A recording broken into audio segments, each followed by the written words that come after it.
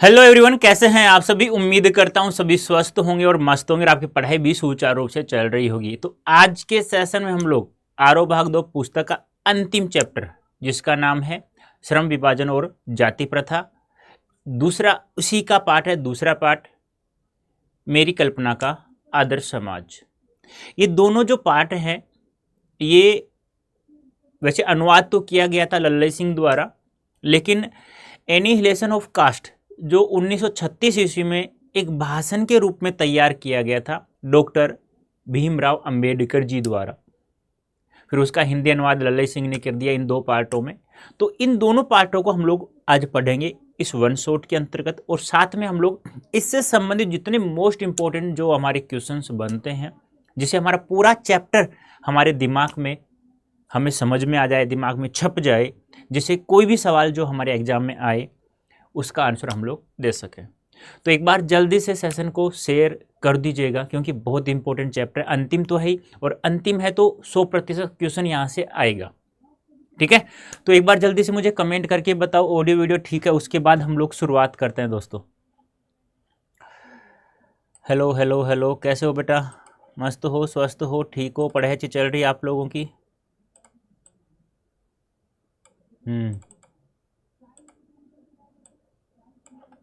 चलो, देखो इतना याद रखना है कि जो ये चैप्टर है, ये जो दो पार्ट हैं हमारे पास, मेरी कल्पना का आदर्श समाज और श्रम विभाजन और जातीय प्रथा, ये जो दोनों पार्ट हैं, इसका हिंदी अनुवाद, यानी कि ये हिंदी अनुवाद पार्ट है, लेकिन ये किसके पार्ट थे? Annihilation of caste, annihilation of caste. ये एक भाषण के रूप में तैयार किया गया था 1936 ईस्वी में। किस रूप में? भाषण के रूप में, जो किसी कारणवश नहीं हो सका ये भाषण। तो लिखा किसने था इसे? डॉक्टर भीमराव अंबेडकर ने, भीमराव अंबेडकर जी द्वारा। ठीक है, अब इसका जो हिंदी अनुवाद इन दो पार्टों में किया, नंबर 1 और नंबर 2, जाति भेद का उच्छेद के नाम से, जाति भेद का उच्छेद, और उसे फिर हम लोग इन दो पार्टों में हम लोग इसे पढ़ते हैं 1 और 2 के रूप में। और किसने किया था? लल्लई सिंह यादव ने, या लल्लई सिंह, इतना याद रख लो बस। ठीक है, ये ध्यान आपको रखना है।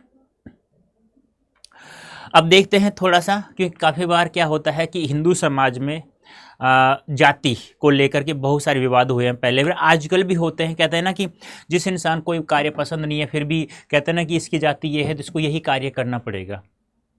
तो एक सबसे बड़ी गुलामी दास्ता लेखक ने उसे बताई है। साथ में एक ये भी कहा है कि मेरी कल्पना के अनुसार एक आदर्श समाज ऐसा होना चाहिए जिसमें समता, भ्रातृता और स्वतंत्रता तीनों चीज़ें हों। ऐसा मेरी समझ में या मेरे दिमाग में एक ऐसी उपज है जिससे इन तीनों शब्द जिस समाज में होंगे, इन तीनों शब्दों का प्रयोग जिस समाज में किया जाएगा, वह एक आदर्श समाज कहलाएगा।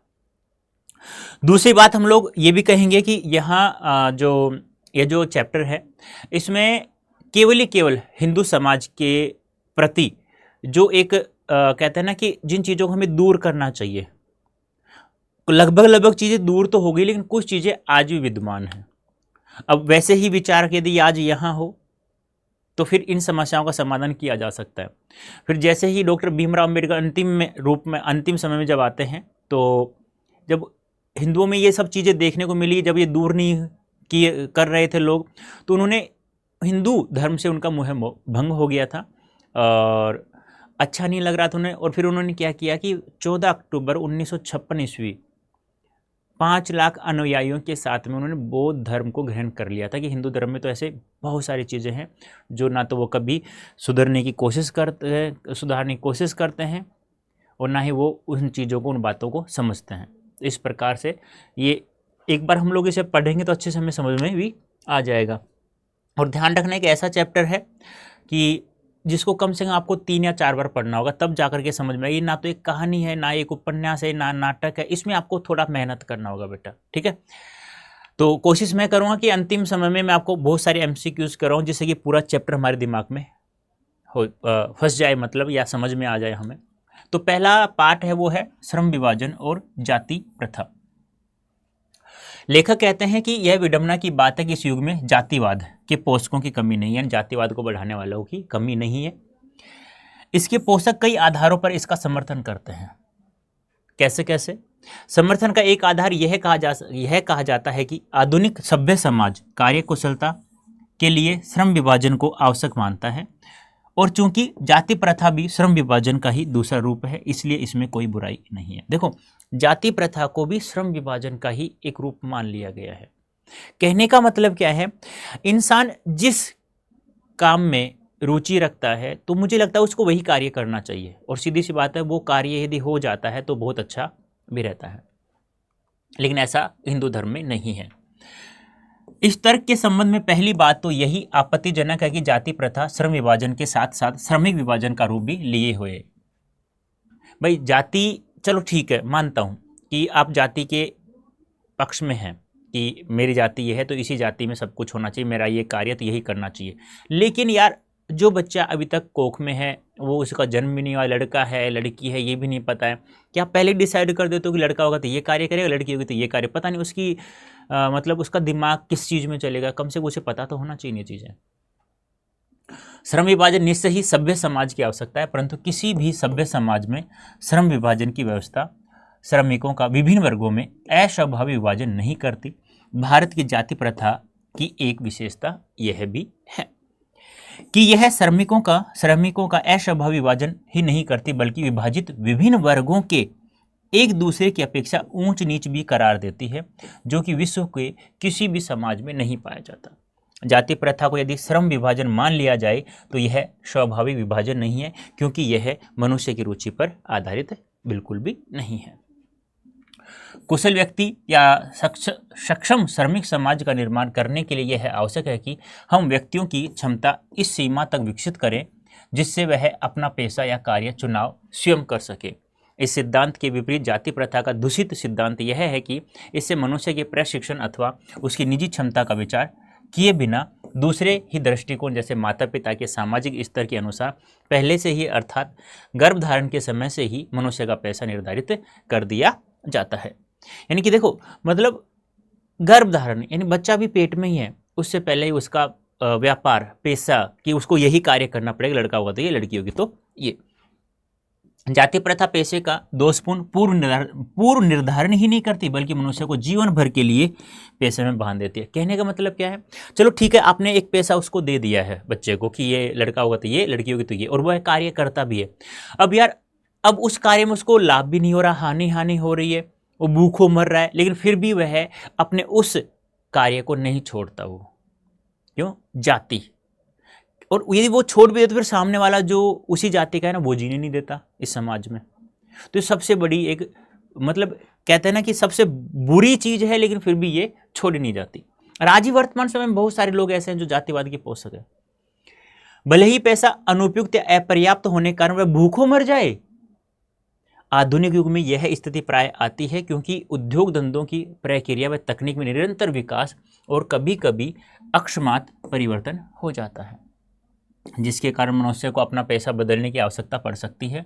और यदि प्रतिकूल परिस्थितियों में भी मनुष्य को अपना पेशा बदलने की स्वतंत्रता न हो तो इसके लिए भूखों मरने के लिए अलावा और कोई चारा भी नहीं रह जाता। हिंदू धर्म की जाति प्रथा किसी भी व्यक्ति को ऐसा पेशा चुनने की अनुमति नहीं देती जो उसका पैतृक पेशा न हो, भले ही वह उसमें पारंगत हो। यानी कि जो वो कार्य कर रहा है उसमें पारंगत नहीं है, वह किसी और कार्य में पारंगत है, लेकिन फिर भी वह उस कार्य को नहीं करता। क्यों? क्योंकि जाति के अकॉर्डिंग उसे जो पेशा दिया गया है अपने माता पिता द्वारा, दादा दादी द्वारा, तो उसी को कार्य करने पर वह मजबूर हमेशा के लिए बना रहता है। इस प्रकार पेशा परिवर्तन की अनुमति न देकर जाति प्रथा भारत में बेरोजगारी का एक प्रमुख व प्रत्यक्ष कारण बनी हुई है। इस प्रकार हम देखते हैं कि श्रम विभाजन की दृष्टि से जाति प्रथा गंभीर दोषों से युक्त है। बहुत सारे दोष हैं भाई, एक नहीं दो नहीं, बहुत सारे। जब इंसान भूखों मर रहा है तो उससे बड़ी बात क्या हो सकती। जाति प्रथा का श्रम विभाजन मनुष्य की स्वेच्छा पर निर्भर नहीं रहता।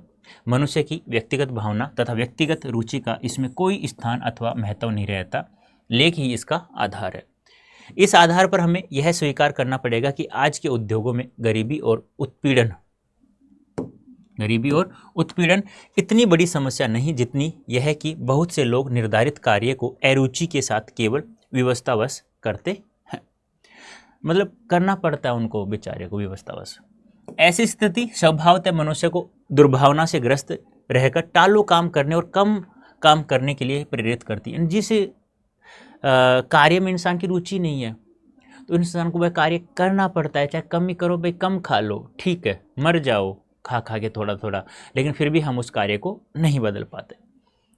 ऐसी स्थिति में जहां काम करने वालों का न दिल लगता हो न दिमाग हो, कोई कुशलता कैसे प्राप्त की जा सकती है? जिसमें दिल और दिमाग नहीं लग रहा तो उस कार्य में कभी कुशलता प्राप्त करेगी? नहीं करेगी, वो हमेशा उसमें हारता हुआ चला जाएगा। अतः यह निर्विवाद रूप से सिद्ध हो जाता है कि इसमें कोई विवाद नहीं है। आर्थिक पहलू से भी जाति प्रथा हानिकारक प्रथा है। बात तो सही है। आर्थिक पहलू क्या, अरे पैसा ही नहीं आएगा जब उस कार्य में रुचि नहीं है, उसमें दिल दिमाग नहीं लग रहा तो हम उसे अच्छे से नहीं कर पाएंगे, तो पैसा कहाँ से आएगा? क्योंकि यह मनुष्य की स्वाभाविक प्रेरणा, रुचि व आत्मशक्ति को दबाकर उन्हें अस्वाभाविक नियमों में जकड़कर निष्क्रिय बना देती है।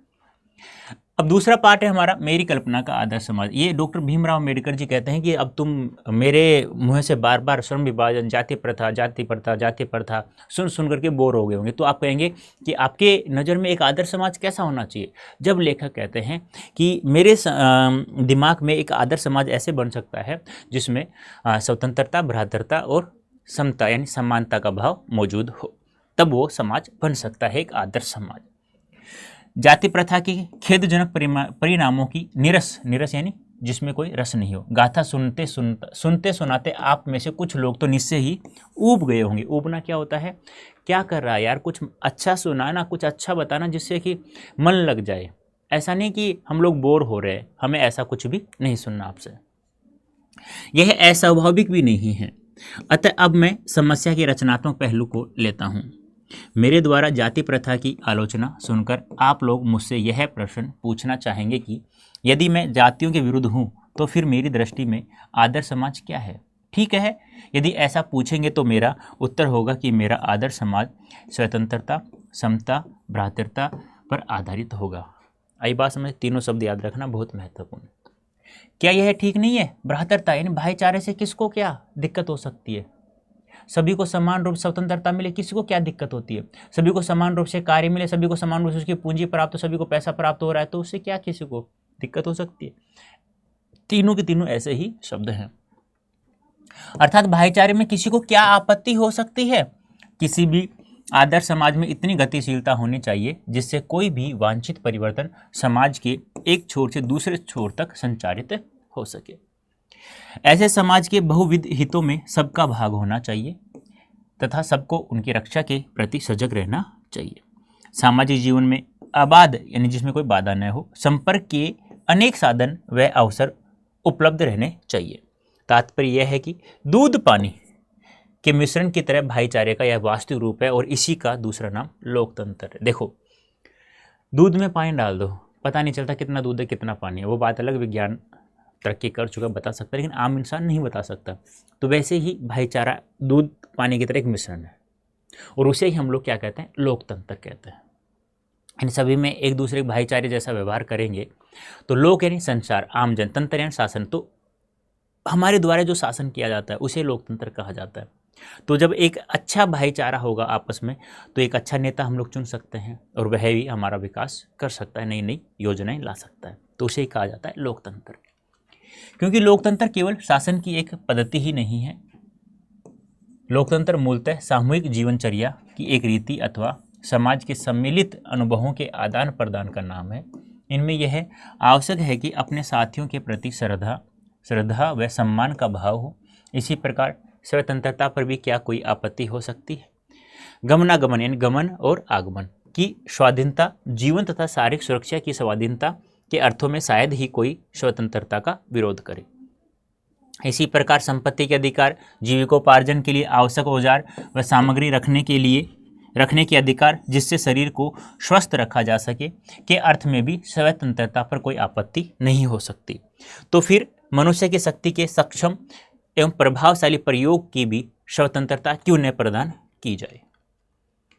जाति प्रथा के पोषक जीवन, शारीरिक सुरक्षा तथा संपत्ति के अधिकार की स्वतंत्रता को तो स्वीकार कर लेंगे, परंतु मनुष्य के सक्षम एवं प्रभावशाली प्रयोग की स्वतंत्रता देने के लिए जल्दी तैयार नहीं होंगे, क्योंकि इस प्रकार की स्वतंत्रता का अर्थ होगा अपना व्यवसाय चुनने की स्वतंत्रता किसी को नहीं है। तो उसका अर्थ उसे दास्ता में जकड़ कर रखना होगा, क्योंकि दास्ता केवल कानूनी पराधीनता को ही नहीं कहा जाता। कहने का मतलब दास्ता यानी गुलामी।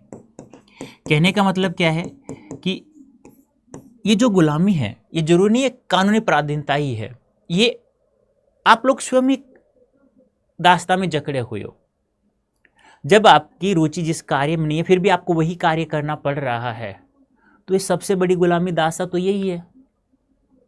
और बात तो सही है, जरूरी नहीं है कानूनी पराधीनता के कारण हम लोग गुलामों हैं, नहीं, आप अपने कर्मों से भी हैं।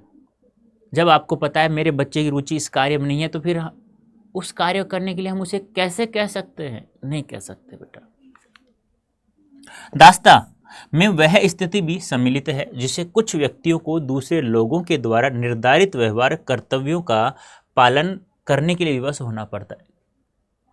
चलो, माता पिता को ठीक है किसी प्रकार से बच्चे ने मना लिया, लेकिन उसी जाति के कुछ लोग उसे जीने नहीं देते। भाई ऐसा कार्य नहीं कर सकता, ये जाति हमारी ये है, वो क्या कहेगा, सामने वाला क्या कहेगा, तो वो जीने नहीं देते हैं। वही बात है, गांव में किसी की शादी कर दो तो कहते हैं ना कि 1 साल में कम से कम एक बच्चा होना जरूरी है। क्यों? गांव में जीने नहीं देते। अब उनको इतनी समझदारी कहाँ है कि कम से कम मियाँ बीवी में से एक तो कोई अपने पैरों पे खड़ा हो जाए, उसके बाद ही तो बच्चे की प्लानिंग की जाए। तो वही बात यहाँ है, क्योंकि घर के सदस्यों को आप समझा सकते हैं, वो आपकी बात मान लेंगे, लेकिन सामने वाले हैं ना, एक दूसरे के आपस में भाई बहन जो भी होते हैं, मतलब काका तावा में, तो काका ताऊ मतलब चाचा, बड़े पापा, उन्हें ताऊ बोलते हैं ना, वो तो लोग जीने नहीं देते हैं। यह स्थिति कानूनी पराधीनता न होने पर भी पाई जा सकती है। उदाहरणार्थ जाति प्रथा की तरह ऐसे वर्ग होना संभव है जहां कुछ लोगों की अपनी इच्छा के विरुद्ध पेशे अपनाने पड़ते हैं। अब आइए समता पर विचार करें। समता यानी समानता, सभी को समान रूप से कार्य प्राप्त हो, सभी को समान रूप से उस कार्य का पैसा प्राप्त हो। विचार करें, क्या समता पर किसी को आपत्ति हो सकती है? जब भ्रातृता पर किसी को आपत्ति नहीं, तो समता पर किसी को नहीं होनी चाहिए। लेखक के अनुसार तो यही बात है। फ्रांसीसी क्रांति, लेकिन ये ध्यान रखना, फ्रांसीसी क्रांति में जो समता सबता वही विवाद का विषय रहा था कि ये छोटी जाति का है, ये बड़ी जाति का है, इसको ऐसा होना चाहिए, ऐसा। समानता वही होती है भाई, ये छोटी जाति का है। जैसे आपने एक कहानी पढ़ी होगी पहलवान की ढोलक, जिसमें लुटेन सिंह पहलवान को राजा श्यामानंद जी छत्री की उपाधि देते हैं। तो फिर वो मुंशी जी और उनके जो आस पड़ोस जो चापलूसी करने वाले होते हैं राजा के, मंत्री जी, ये सब, वो नाक को सिकुड़ लेते हैं कि सर ये जाति से तो हीन है, इसको छत्री की उपाधि कैसे दे रहे हो? फिर वो कहता है राजा, छत्री जैसा कार्य किया है, नालायक को तुम्हारे जैसा थोड़ी है कोई ये। तो वही बात यहाँ बताई जा रही है। समता के आलोचक यह कह सकते हैं कि सभी मनुष्य बराबर नहीं होते, और उनका यह तर्क वजन भी रखता है, लेकिन तथ्य होते हुए भी यह विशेष महत्व नहीं रखता, क्योंकि शाब्दिक अर्थ में समता असंभव होते हुए भी यह नियामक सिद्धांत है। मनुष्य की क्षमता 3 बातों पर निर्भर करती है: शारीरिक वंश परंपरा, सामाजिक उत्तराधिकार और मनुष्य के अपने प्रयत्न, जिस पर हमारा कंट्रोल होता है मनुष्य के अपने प्रयत्न पर।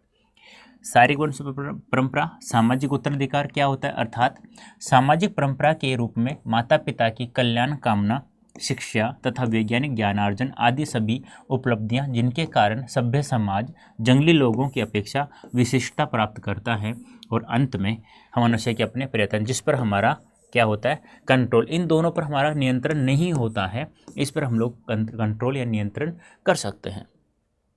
इन तीनों दृष्टियों से निस्संदेह, जिसमें कोई संदेह नहीं हो, उसे कहते हैं निस्संदेह। मनुष्य समान नहीं होते, तो क्या इन विशेषताओं के कारण समाज को भी उनके साथ असमान व्यवहार करना चाहिए?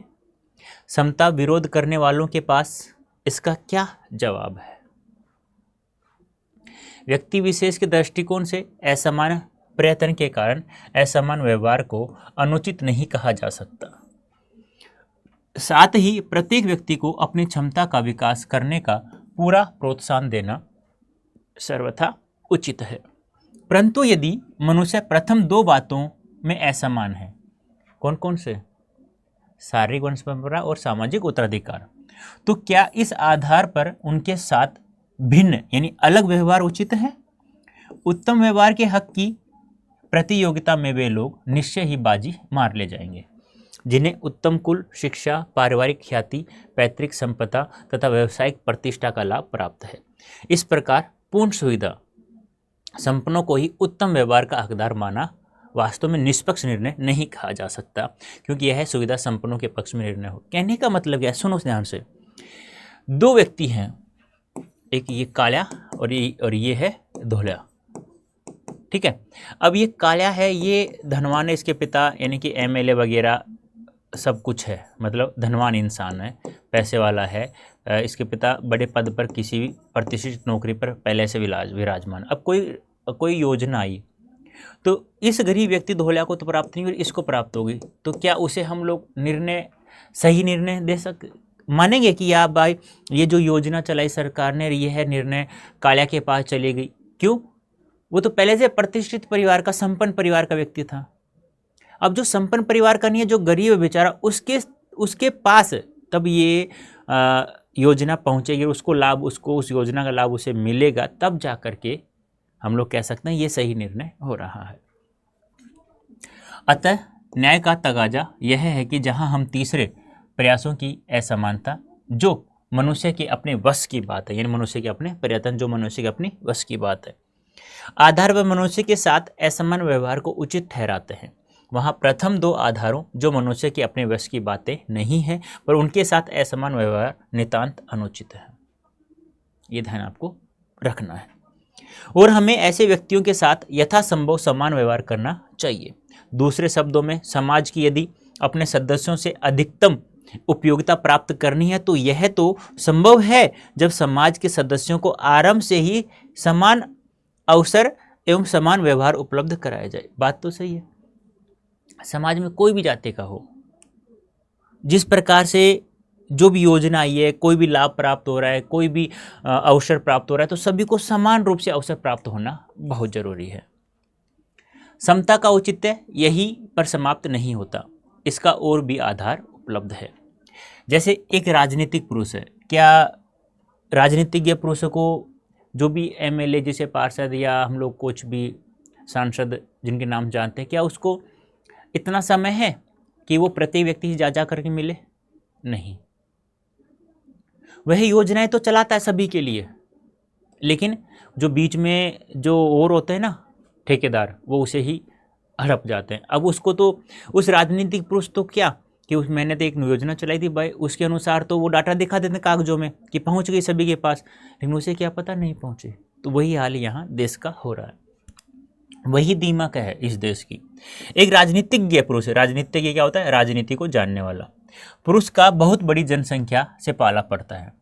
अपनी जनता से व्यवहार करते समय राजनीतिज्ञ के पास न तो इतना समय है और न प्रत्येक के विषय में इतनी जानकारी ही होती है जिससे वह सबकी अलग अलग आवश्यकताओं तथा क्षमताओं के आधार पर वांछित व्यवहार अलग अलग कर सके। ऐसा भी पॉसिबल नहीं है, लेकिन वो जानता है कि एक देश में ये एक समाज है, कोई भी व्यक्ति है, उसको नॉर्मल किन किन चीज़ों की आवश्यकता है, वो योजनाएं वह सरकार या वह इंसान जो राजनीतिज्ञ है वो चलाता है। सभी की अलग अलग नहीं कर सकता, सभी को अलग अलग बातें नहीं सुन सकता, इतना समय उसके बेचारे के पास है भी नहीं। वैसी भी आवश्यकताओं और क्षमताओं के आधार पर भिन्न व्यवहार कितना भी आवश्यक तथा औचित्यपूर्ण क्यों न हो, मानवता के दृष्टिकोण से समाज दो वर्गों व श्रेणियों में नहीं बांटा जा सकता। ऐसी स्थिति में राजनीतिज्ञ को अपने व्यवहार में एक व्यवहारिक सिद्धांत की आवश्यकता रहती है, और यह व्यवहारिक सिद्धांत यही है कि सब मनुष्य के साथ समान व्यवहार किया जाना चाहिए। राजनीतिज्ञ यह व्यवहार इसलिए नहीं करता कि सब लोग समान होते, बल्कि इसलिए कि वर्गीकरण एवं श्रेणीकरण संभव होता। इस प्रकार समता यद्यपि काल्पनिक जगत की वस्तु है, फिर भी राजनीतिज्ञ को सभी परिस्थितियों को दृष्टि में रखते हुए उसके लिए यही मार्ग भी रहता है, क्योंकि यही व्यवहारिक भी है और यही उसके व्यवहार की एकमात्र कसौटी। बात तो सही है। प्रत्येक व्यक्ति के लिए, प्रत्येक व्यक्ति की समस्या वह नहीं सुन सकता, वह कार्य करेगा कि उसको लगता है कि हाँ ये प्रत्येक इंसान को इसकी ज़रूरत है, तो वही योजना अपने अकॉर्डिंग वो चलाने की कोशिश करता है कि सभी का भला हो, क्योंकि वो पूरे देश को साथ में लेकर चलता है। इसलिए ये दो पार्ट थे हमारे एनिहिलेशन ऑफ कास्ट के, जातिभेद के उच्छेद के नाम जिनका हिंदी अनुवाद किया था लल्लई सिंह ने। तो उम्मीद करता हूँ थोड़ा थोड़ा बातें इनको आपको याद में रखना है कि आदर्श समाज में कौन कौन शब्द होने चाहिए, जातिवाद के पोषकों का कौन कौन सा आधार है, और हमारी जो ये जाति प्रथा है वो श्रम विभाजन का एक रूप लिए हुई है, वो एक गलत है, उसका कथन क्या है, नहीं होना चाहिए ऐसा, मतलब यस या नो, लाभ और हानि दोनों आपको पता होना बहुत जरूरी है। अब कुछ क्वेश्चन हम लोग देख लेते हैं। एक ये भी जान लो, आम्बेडकर की पुस्तक जाति भेद का उच्छेद और इस विषय में गांधी जी के साथ उनके संवाद की जानकारी प्राप्त कीजिए, एक पुस्तक है आम्बेडकर जी की। हिंदी स्वराज नामक पुस्तक गांधी जी ने कैसे आदर्श समाज की कल्पना की है, उसे भी आप पढ़ें। अब बताइए आंसर। लेखक के अनुसार मनुष्य कार्य कुशलता किस प्रकार बढ़ाई जा सकती है? श्रम विभाजन द्वारा, जनसंख्या बढ़ाकर, जाति प्रथा द्वारा, सभी को समान अवसर देकर। बताइए जल्दी से।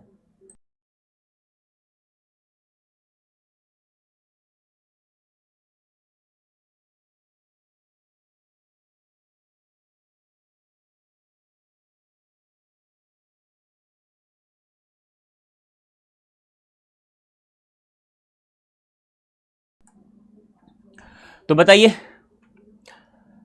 मनुष्य कार्य कुशलता किस प्रकार बढ़ाई जा सकती है? श्रम विभाजन द्वारा, जनसंख्या बढ़ाकर, जाति प्रथा द्वारा, सभी को समान अवसर देकर। तो किस प्रकार? सभी को समान अवसर देकर। लेखक के अनुसार दास्ता का संबंध किससे नहीं है? दास्ता गुलामी, समाज से, कानूनी से, शिक्षा से, परिवार से। तो परिवार से नहीं है, सॉरी,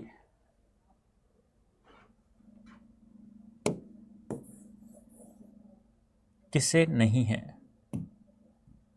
कानून से। बच्चों या समाज के लोगों को दूसरे लोगों द्वारा निर्धारित व्यवहार और कर्तव्यों का पालन करने के लिए मजबूर करना क्या कहलाता है? तो बच्चों या समाज के लोग दूसरे लोगों द्वारा निर्धारित व्यवहार और कर्तव्यों को का पालन करने मजबूर क्या कहलाता है? दास्ता गुलामी कहलाती है। लेखक ने भारतीय समाज में बेरोजगारी और भुखमरी का क्या कारण बताया? बेरोजगारी, समाज और जाति प्रथा। किसको बताया? जाति प्रथा को। देखो बेटा, एक बात ध्यान रखना, बताना भूल गया मैंने आप लोगों को। देखो, ये तो आप क्लास 12th की तैयारी कर रहे हो, और क्लास 12th की तैयारी आप लोग कर रहे हैं, तो आप लोग आराम से, हम लोग जितना पढ़ा रहे उतना पढ़ लोगे, 95% प्लस अंक आराम से आ जाएंगे, कोई दिक्कत नहीं है। आराम से खेलते खेलते पढ़ो, ज़्यादा समय भी नहीं लगेगा आप लोगों को एक एक चैप्टर को पढ़ने में। जो हम लोग पढ़ा रहे उसकी जैसे PDF आपको प्राप्त हो जाएगी उसके बाद। लेकिन ये चीज़ें आपको टॉप यूनिवर्सिटी नहीं दिलाती, ये आपका कैरियर डिसाइड नहीं करती है। अब उसके लिए आप लोगों को क्या करना पड़ेगा? CUET की तैयारी करना पड़ेगा। अब CUET की तैयारी करने के लिए आप लोगों को 12th ही पढ़ना है, CUET का सिलेबस भी कंप्लीट करना है। तो आपके पास ये कूपन कोड है Y551, इस कूपन कोड का प्रयोग करके आप लोग महापैक ज्वाइन कर लो। ये महापैक ज्वाइन कर लेते हैं तो आप लोग क्लास 12th के साथ CUET की तैयारी हो जाएगी। यहाँ तो हम लोग वैसे ही 95% अधिक अंक दिला देते हैं, यहाँ भी आप लोग प्रत्येक सब्जेक्ट में आप लोग महापैक ज्वाइन कर लेते हैं तो 100% मार्क्स आप लोगों को प्राप्त हो जाएगा।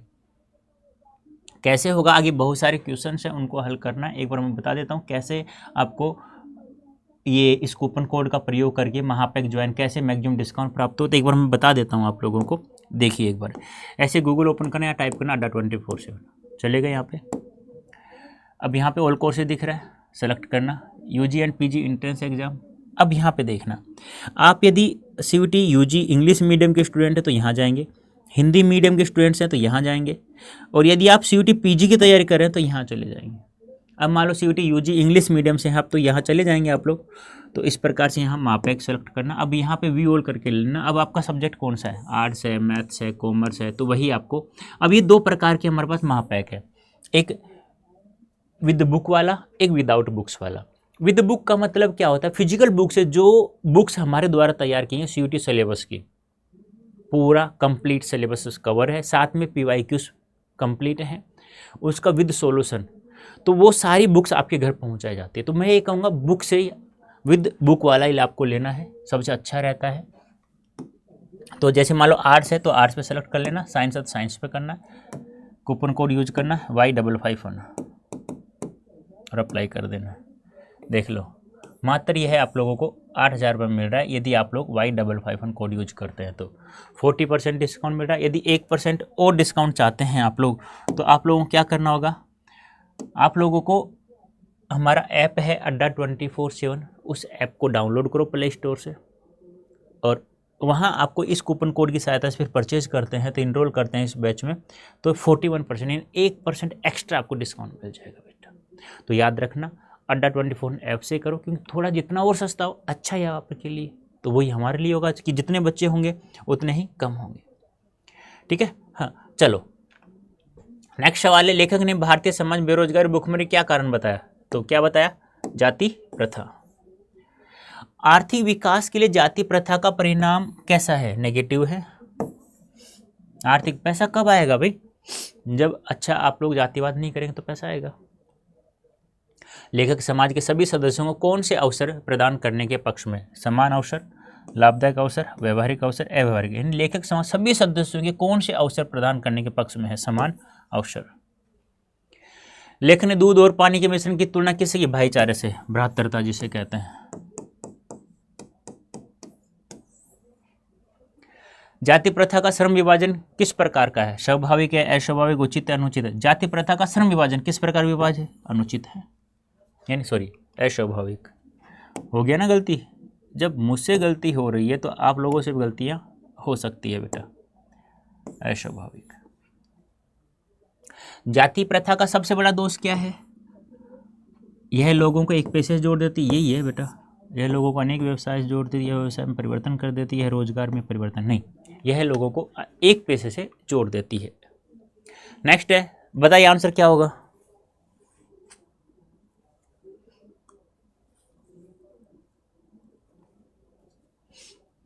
अंबेडकर साहब जी ने किस प्रकार के समाज की कल्पना की है? आदर्श समाज की, जिसमें क्या? स्वतंत्रता, समता, भ्रातृता, ये तीनों शब्द होने चाहिए, बहुत जरूरी है। आदर्श समाज में परिवर्तन का लाभ किन लोगों को प्राप्त होगा? अमीरों को, गरीबों को, शोषित वर्ग को, सभी को प्राप्त होगा बेटा। तो लेखक ने आदर्श समाज में कितने तत्वों की बात की है? 3 तत्वों की बात की है। शारीरिक वंश परंपरा, सामाजिक उत्तराधिकार और मनुष्य के अपने प्रयत्न। जाति प्रथा समाज में क्या पैदा करती है? ऊंच नीच का भेदभाव पैदा करती है।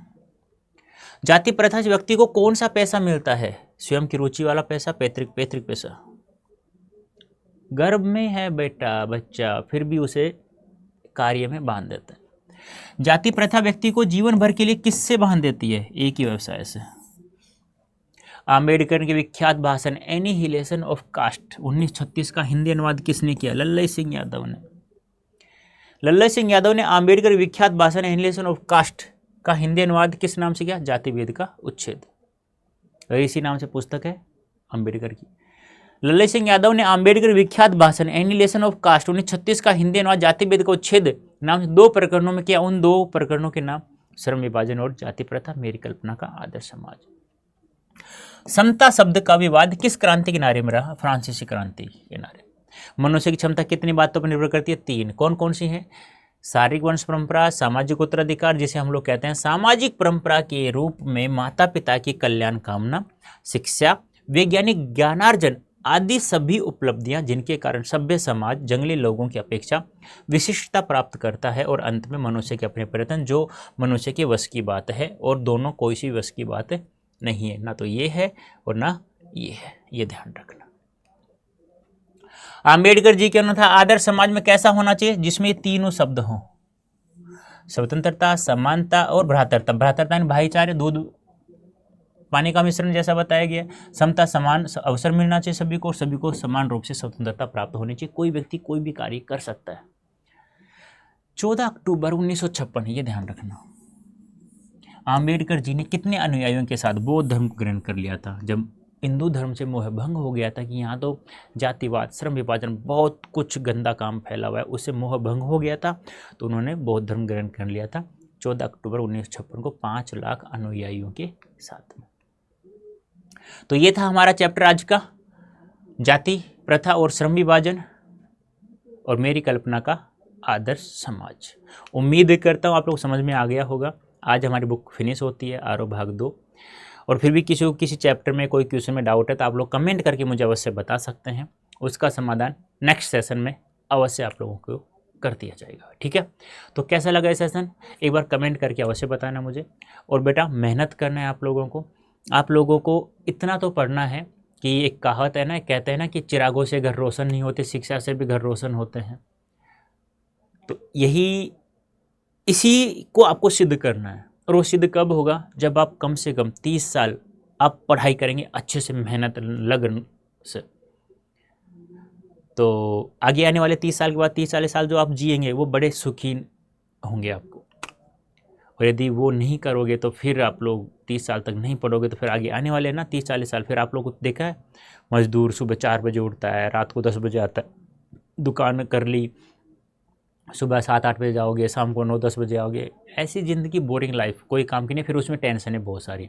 एक बार नौकरी लग जाओ, बस अपना 8 घंटे ड्यूटी करके आओ, आराम से कहीं पे भी जा सकते हो आप लोग। तो मस्ती से जीना चाहते हो 30 साल के बाद, तो आप लोगों को मेहनत करनी होगी, 30 साल तक अच्छे से पढ़ाई करनी होगी। मेहनत को अगर आदत बना ली जाए तो कामयाबी आपकी मुकद्दर बन जाती है। और बना लो अपनी किस्मत को। Okay, ta-ta, bye bye, thank you so much बेटा, खुश रहो, मस्त रहो।